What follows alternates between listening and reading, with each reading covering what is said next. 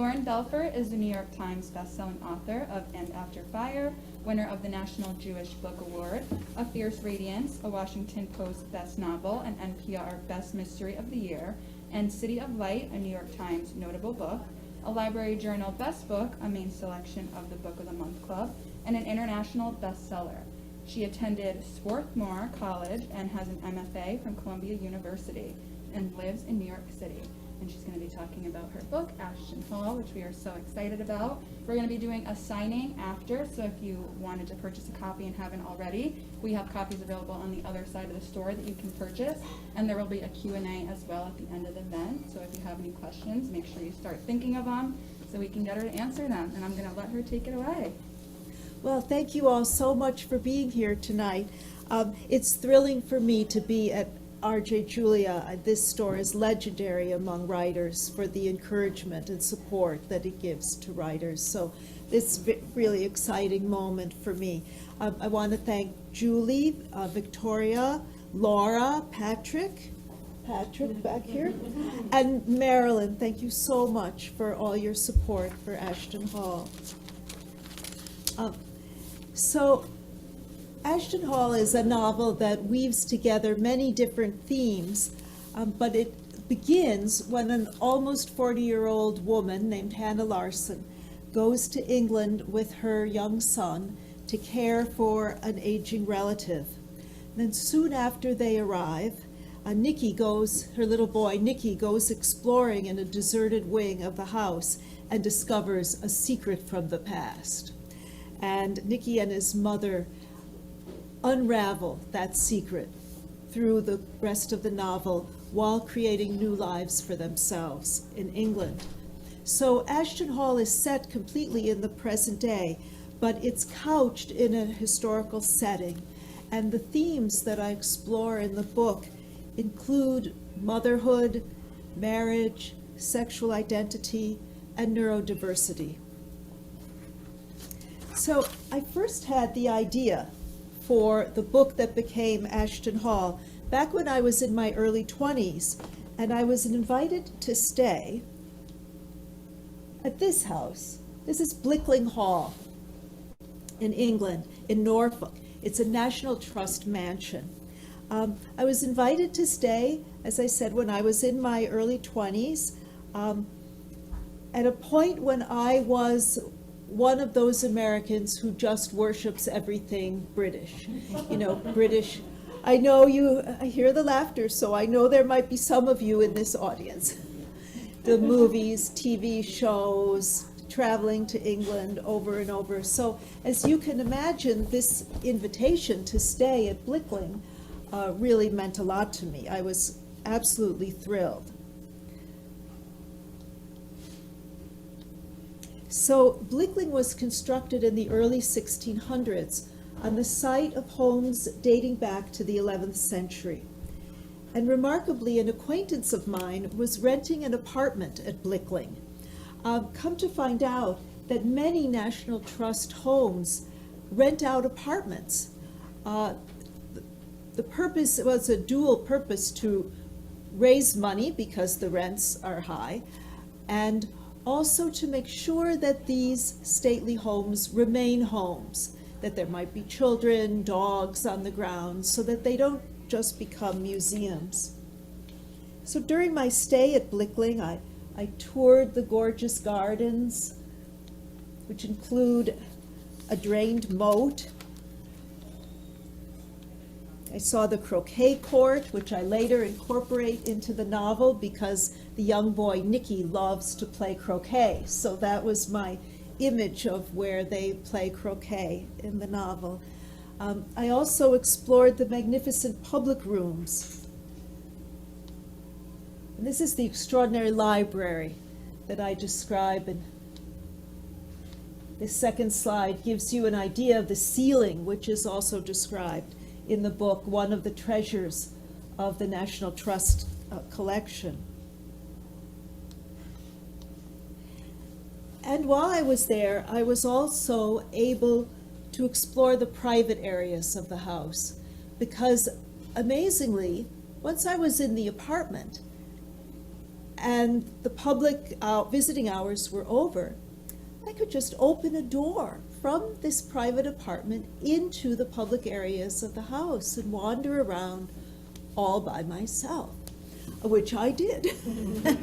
And I found secret doors, jib doors that I could go through into the back corridors, and I wandered up into the attics on a journey much like the journey that Hannah and Nikki make in the novel, except I didn't go as far as they go, and when you read the book, you'll see what I mean by that. But while I was walking through the attics, ideas for a novel came pouring into my mind, and I made some notes while I was there, but I didn't begin writing the book then. Many years passed, and I got married, and I had my son, and I wrote 3 other books, and didn't really think about Blickling Hall until decades later, when my son was all grown up. One day, my husband was invited to spend an academic term at an institute affiliated with Cambridge University, and that's St. John's College, Cambridge. And I want to tell you how this invitation happened. So Michael here, my husband, was going through his email one day and said to me, "Oh, look at this, someone's invited me to be a visiting fellow at an institute at Cambridge." And that's very flattering, but I've never been interested in living in England or going to Cambridge, so I'll politely refuse, but what a fun invitation. And I said, "Hold on 1 minute. When is it that they want you to come? And is there room for me? And I think you better say that we're going to be there." So that is exactly how it came to pass. He is very kind and indulged me with that. And the Institute provided us with accommodation in this cottage. This cottage was built in 1642. And when I first heard about this cottage, we got an email about our accommodations, I just thought it was going to be incredibly romantic. But in fact, it was drafty and ramshackle, and among the other quirky amenities of the house, it had what the English call a French drain. So all of the water in the house, except for the toilet, I'm quick to say, all of the water came out of the house through an open pipe that poured into an open cesspool in the garden. And the landlady told me that it was my responsibility, as indeed the lady of the house, to go out every morning and stir that cesspool. And there was a stick next to the cesspool for the purpose of stirring it. And so that is what I did. And it was fine until November came along and the temperature went below freezing. And I had to say to the landlady, "Well, what do I do now?" And she, with the extreme condescension that British people have toward Americans, some, not all, some, said, "Oh, my dear girl, every morning you must boil a kettle and pour the boiling water into the French drain, and that will solve all your problems." And so that is what I did. So this, dealing with the French drain was a little surprising. But Cambridge was so beautiful that it didn't matter. This is the River Cam right near our cottage. Here's the Grantchester Meadows, where Virginia Woolf is rumored to have gone skinny dipping with Rupert Brooke before the First World War. Here are the back gates of Trinity College. I love gates, and so I really enjoy this photo. But as we got settled in Cambridge, I began to realize that there were cows everywhere in Cambridge, wandering freely right near people's houses. And in fact, that these cows were on the path that Michael and I had to take to get into town. So this is in Stourbridge Common. This is the river right where you saw the last picture. And this was our path into town every morning. And, you know, I grew up in Buffalo and I live in New York, and I was not accustomed to sharing the footpath with cows. So that was quite an adjustment for me too, and I had to get all new shoes. So these were just two of the many ways that I realized during my months in Cambridge that my youthful dream of living in England was not the same as the reality of living in England. I'm quick to say that in some respects, being there was more wonderful than I had ever imagined possible because of the beauty and the layered history and the warmth of the people we met. But in other ways, it was quite comically worse, with shops closing at weirdly early hours or perversely not stocking the items that were most in demand. And this would happen over and over, that you'd go into the shop and ask for chocolate biscuits, and they'd say, well, you have to get here by 10 in the morning if you want chocolate biscuits. Don't you know that by now? Because they don't restock, and they never order enough to meet the demand. We also had an electric shower in the cottage that short-circuited, giving off black smoke into the bathroom. I mean, who would ever dream of such a thing? But apparently this is very common and happens all the time. And that's never in the TV shows or movies that we see about life in England. So one day, as I was wandering the narrow historic streets of Cambridge, half in a dream as I contemplated ideas for my next novel, suddenly, in a kind of moment of insight, I knew what my next novel would be. I decided that I would rename and fictionalize the Blickling Hall that I had visited so many years before, and I'd move it to the outskirts of Cambridge and set my novel there. And the main characters came to me in a kind of flash, people that I cared about deeply, especially Hannah, struggling to puzzle out her future, and also her beloved son, Nicky. But I also knew that my fictional Ashton Hall would not be the same as Blickling Hall, even though Blickling Hall was wonderful, because I needed to be able to create a house where anything could happen. I needed to create a house that was my own, not a house that actually exists. And so I began researching other stately homes to make a kind of, to bring them all together into what became the fictional Ashton Hall. So this is Mattingly Hall, right outside Cambridge. This is a conference center. And Michael started going there for conferences. I would go with him. And it does date back to Tudor times. And so I wove part of Mattingly into Ashton Hall, particularly the row of lime trees leading to the entryway, and that's a lime tree you see there, and the beautiful gardens. I also visited this house, Audley End, which isn't far from Cambridge, and I took some of the monumentality of Audley End and gave it to Ashton Hall. This is Oxborough Hall, a National Trust home. As I was doing my research, I also decided that I wanted the novel to explore the religious debates that took place in England during the Tudor era. This was a part of English history, the religious debates, that I'd always ignored when I was young. Whenever I got to that chapter, I would always skip it.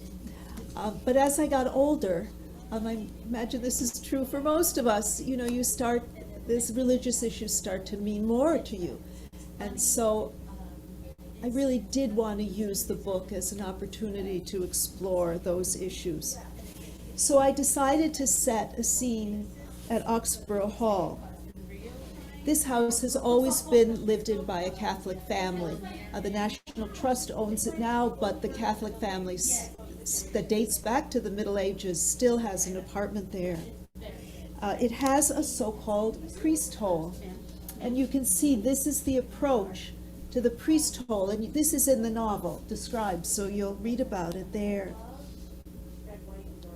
And this is the entryway to the priest hole. And I know the picture is a little blurry, but I think you can see how it goes straight down into the hole. And you can imagine how frightening this must have been if you were a priest and, you know, forced to hide there while English troops were coming to arrest you if they could find you. Now, Ashton Hall is my first novel set entirely in the present. And through the unfolding of the story, I wanted to explore how individuals go about recreating the past, including what we can know about the past and what we can never know. And these questions feel very personal to me because they grow out of my own experiences researching the history of my family, visiting the town that they came from in Europe, finding their names in business directories from Poland between the wars, looking at birth and death records, tracing how some of my family members made their way to America before the Second World War, and some of them did not, trying to find out what happened to the ones who perished in Europe during the war. And as I researched my own family, I began to wonder what historians of the future could ever find out about my life, you know, the history of my life.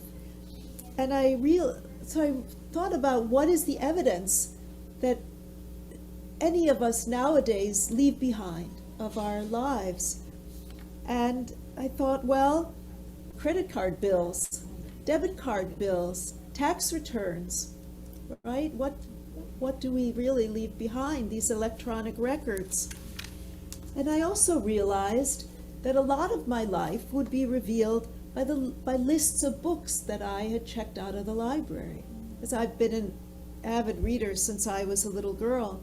And I realized that if anyone were able to put together a list of all the books I checked out since I had my own library card at about the age of 5 or 6, they would really learn a lot about me, probably more than I would want to share with the historians of the future. So as I looked at the family, the Tudor family in Ashton Hall, and asked myself, well, how was I going to reveal their lives? I landed on account registers from the Tudor era and library registers. And so when you read the book, you'll find that I recreate Tudor era accounting ledgers.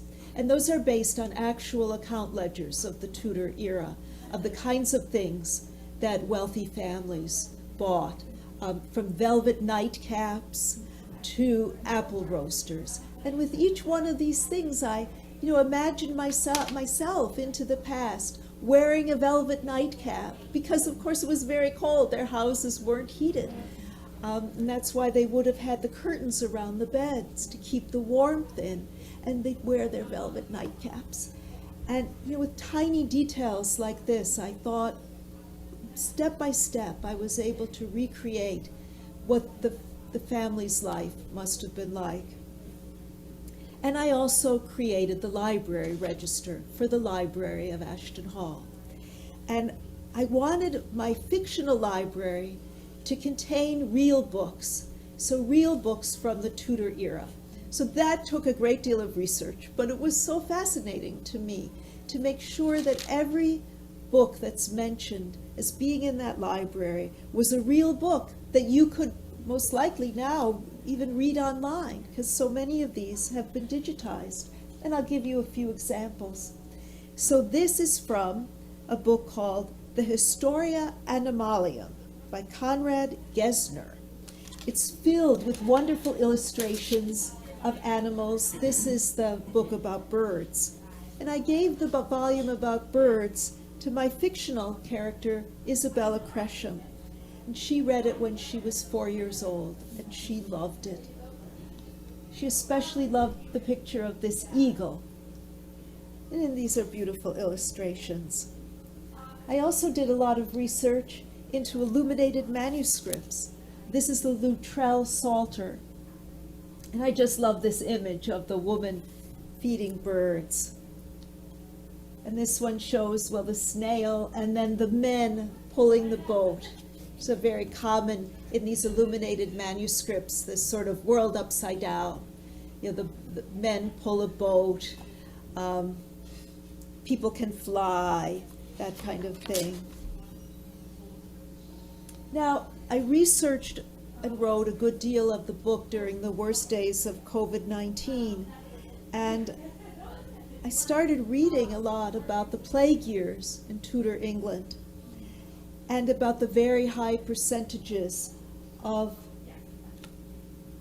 people who died in the 16th century from what they called pestilence, we call plague. In the city of Norwich, for example, it wasn't unusual for a third of the population to die of plague in any given year. And then, you know, in the next year, a half of the population would die of the already decimated population. And in the year after that, maybe 10% of the population would die. And this went on year after year after year. In the countryside, some villages had to be completely abandoned because everyone would die. You know, maybe 1 or 2 people were left alive and they would go and live somewhere else. So doing this kind of research during the worst days of our plague, it was very sobering and very difficult, and something I felt that I had to weave into the book. And so I started looking at medicine in the Tudor era, and the history of medicine has been an abiding interest of mine. My second novel, A Fierce Radiance, is about the development of antibiotics in World War II. So I was very interested in this, and I learned that in the Tudor times, women were usually the only people that everyday people had access to for medical help. You know, there were very few doctors. Women, particularly upper-class women, became informal medical practitioners and helped not only their own families, but the villagers around them. But the only medicines they had were made from herbs. And so many herbals were published at this time, you know, directional handbooks on how to cure disease with common herbs. So I began to look at these books, and here's the first index page from a very renowned herbal, the Herbal of John Gerard of 1597, and this figures in the novel. And I know, again, it's a little blurry, but each of those entries is for an illness and the herb and herbal remedy that possibly could cure it. You can see this is a really big book. And it's also a very beautiful book. So this is an illustration of red and white dwarf grass. Here are hollyhocks. So it'll go on, you know, for several pages for each of these examples and say what they can be used for and how you prepare the remedies from them. I became very fascinated with these books, although I haven't tried to make any herbal remedies for use at home. Not yet, Michael, that's just a warning. Though my mother, whose parents were born in Europe, when she was a little girl, she used to told me she was so embarrassed by this. Her mother would make mustard plasters, a hot mustard plaster. If she had a little cough or something, she'd have to wear a mustard plaster around her neck against her chest, and go to school with that mustard plaster. And she'd also have to wear garlic in a bag because, you know, the aroma of the garlic was supposed to ward off disease and clear your head, I guess. So You know, 50 years later, she told me still how embarrassed she felt of having to wear garlic on a bag around her neck at school. Just to end on a lighter note, a very important character in the novel is a golden retriever named Duncan. He's one of the main characters, and I would say all of the human characters rely on him very deeply. And so when I walk around my New York neighborhood, I find myself looking for a golden retriever who might be able to play Duncan in the movie of Ashton Hall. If Ashton Hall were to be made into a movie, which I hope, knock on wood, maybe someday it will be.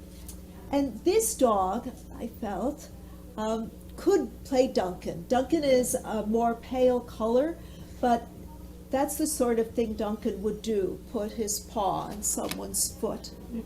It would be very hard to cast Duncan, though, because Duncan is based on our golden retriever, our darling Jasper, who lives on in our hearts, and probably no Goldie could truly match our Jasper.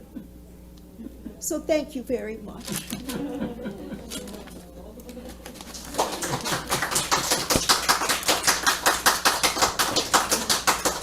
So I'm happy to answer any questions.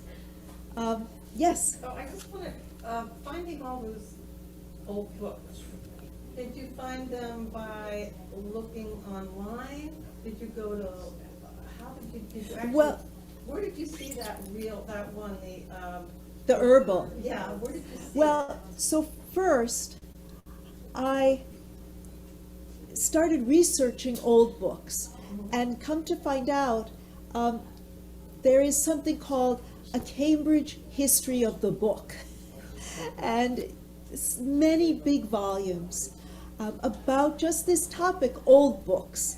And there's a volume for the Middle Ages and the Tudor time and so on. So I started there, so with secondary research sources, and jumped off from that. You know, so I would find a book listed, then I would go online and research it and make sure the edition was something that my characters could have gotten for their library.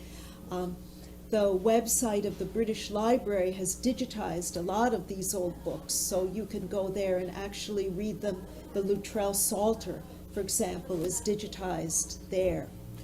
The book that I showed you, I was able to see at the New York Society Library. So, you know, once I had a list of books, I went on the websites of the local New York City libraries to see where they were held. And I'm a member of the New York Society Library, which is a regular circulating library that has nothing to do with New York society as such. It's just a regular library. And I made a request, the rare book section, if they could bring that out for me. And no one had asked to see it in years and years. And it was quite a wonderful experience to go there, and they treated it with such love and care. And a book like that you can't just put on a table and open because it could fall apart. So they have, it's called a book cradle, that special theirs was foam, rubber, where it holds up the book, and then they turn it sort of section by section to make sure that the binding doesn't crack. And they watched me very, very carefully as I looked at it, needless to Did you say. have to wear gloves? You know, that's an area of debate. And they did not have me wear gloves. And Michael and I often wonder about this because he does research into the old manuscripts of Johann Sebastian Bach. And we've gone to libraries where Michael has called up those manuscripts, and they tell us not to wear gloves. Because sometimes it's felt that the rubber on the gloves could hurt the paper more than the oils on your hands. You could tear the page. So that is an amazing thing then, to touch that paper with your fingertips and feel what that old paper is like, to see so closely how it's printed. And the herbal is available online. And in fact, there are facsimiles that have been published. But seeing the real thing, I mean, that's just an amazing experience. And I felt it's described in the novel. And my experience with the book is described in the novel. I remember you mentioned the book cradle, but I didn't really understand what that was. Oh, so we can go back. So you can sort of see the different layers of how they've propped up the book there. And there's that foam they put in the middle of the binding, and then different pieces underneath. And there's a very big piece on the left side there holding the other side up, all to make it so that it doesn't crack when you open it. Anything else? You know, sometimes people ask me, well, what was it like writing a book that takes place entirely in the present? And I have to say, it was really, really hard. Because in my historical fiction, I always feel I have a set point. You sort of know where you are with the past, right? It's a limited amount of information. I can study it, and I can position myself. But in the present, things are constantly evolving. And I noticed this, it was really hit home to me when I gave Hannah a certain kind of cell phone. And then I'm working and time passes. And then, wouldn't you know, Apple releases a new set of cell phones. And then Hannah wants a new phone. And I thought, well, can I afford a new phone for her? So, little things like that. There's so much information about the present that needs to be processed and adjusted to. I also decided, because of the political upheaval in England from Brexit, I decided to set the novel in 2015, right before Brexit and right before the Trump administration. And I felt that way I wouldn't have to deal with the politics. I mean, maybe that was in some ways a cowardly act on my part, but the book is not about politics, right? The book exists in its own world. And so I didn't want the immediate political controversies coming into this book. But you brought in religion. Yes, and religion is, yes. How did you bring that in, your own, or what's happening in England or here, or the combination of religions in the United States? Did you mention all of what's going on? I really focused on the religious controversies of the Tudor era. And I think Hannah, my main character, meditates on this a bit in terms of her own life, but mostly in terms of the past. And I know you haven't yet read the book. I don't want to give away give any spoilers, but I pretty much avoided the religious controversies of the present, except here and there it's woven in. But you'll see. Thank you. Yes? What authors do you admire and read? What have you read lately that you really enjoyed? So in case you didn't hear, the question is, what have I read lately that I really enjoy? And what readers do I especially admire? Well, I read very widely, of course, and I think my inspirations as I became a writer were the novels of Edith Wharton, all of her novels. When I worked on City of Light, my first novel, I was steeped in Henry James, and I learned a lot, well, from both Henry James and Edith Wharton, about modes of address, how people talk to one another, how people live their lives at the turn of the century. And that my first novel was set in 1901. So I would also say Jane Eyre is a book that had a very great influence on me. George Eliot's work. I mean, these are the great English classics. that I was raised with those books, Jane Austen. And I think if you're raised with them, they never leave you. More recent books, I'm reading now Sarah Winman's book, Still Life, that takes place in England and in Italy after the Second World War, and I'm finding that very compelling. I don't know if anyone else here has read that. And I also read, just speaking of very contemporary books, Lessons in Chemistry. I was really caught up in that. So today I read, for fun, and read very widely in contemporary fiction. But when I think of the writers who've really influenced who I am as a writer, it would be Charlotte Bronte, George Eliot, Edith Wharton.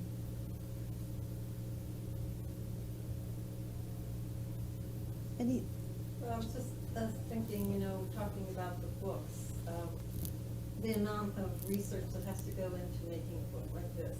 And I learned a lot about just, how the changes in religion, how the people that were not like the Catholics during this period, I didn't realize or think about how they would suffer. And, that whole aspect I found really interesting and upsetting. Oh, yeah, I was surprised by that too. That we think of the Elizabethan era as the Golden Age. It's called the Golden Age. And I feel as the two most surprising things to me as I researched the book were the extent of disease at that time, the pestilence. So, Shakespeare's plays would often have to be canceled because of plague. And we don't really focus on that now. And, we're so lucky that we hadn't had a plague of our own until COVID. And COVID was, thank goodness, nothing like what plague was in Tudor times.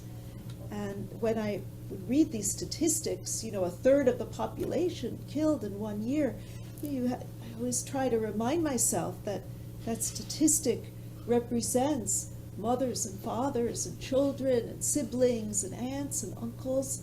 That's very personal. And we also don't think of the religious violence anymore. That, under Edward and then Elizabeth, Catholics were persecuted and executed, and under Queen Mary, Bloody Mary, Protestants, the same. So it's something, I think I'm not the only one who kind of flipped through that chapter. And it was very sobering then to make myself read those chapters. It was interesting. Have you thought about writing a memoir of your own life? Oh, no. But maybe it's something I don't know. Thank you for saying. Sometimes I think about writing about my family history, not about me personally, but about my family and my search for them and their lives in Europe before the war. That's something I think about. But thank you. So, if there aren't any more, yes? So you said that this is your first book in the present tense, and it was hard for you, but do you see yourself writing more in the present, or do you want to go back to past tense? What I'm working on now is set in the past, completely. And I don't want to say never, because you never know what ideas are going to come into your mind. Because for me, ideas sort of pop out of nowhere.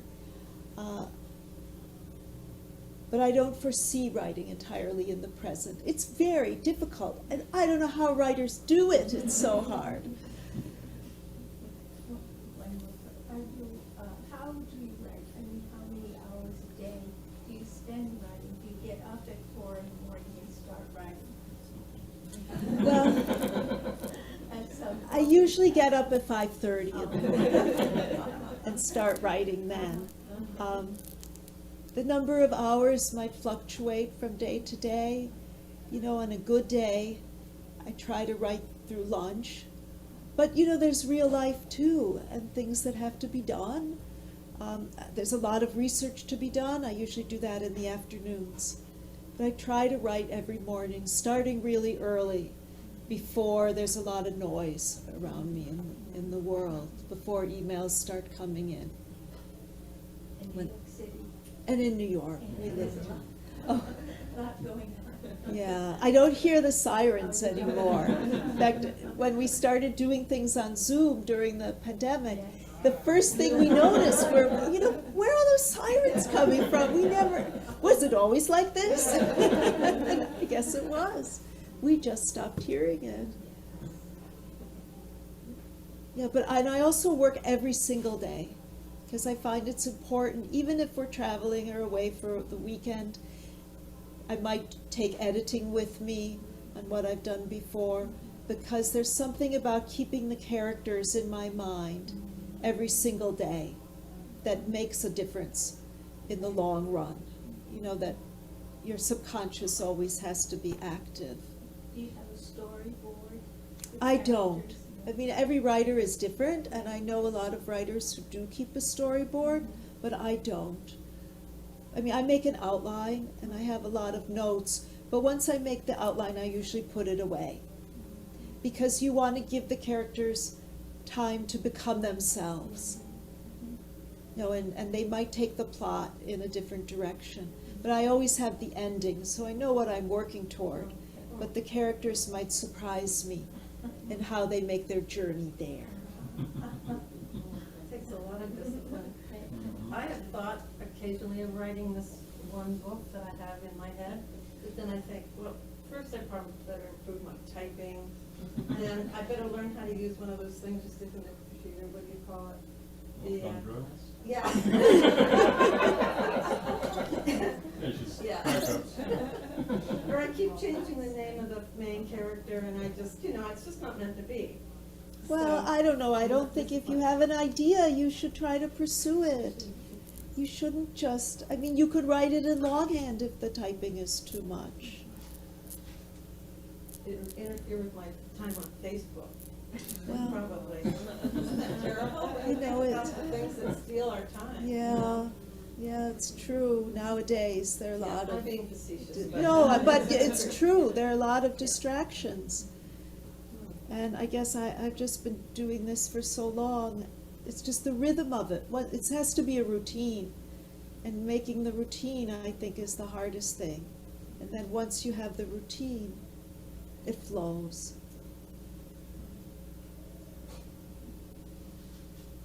Okay, well, thank you all very much.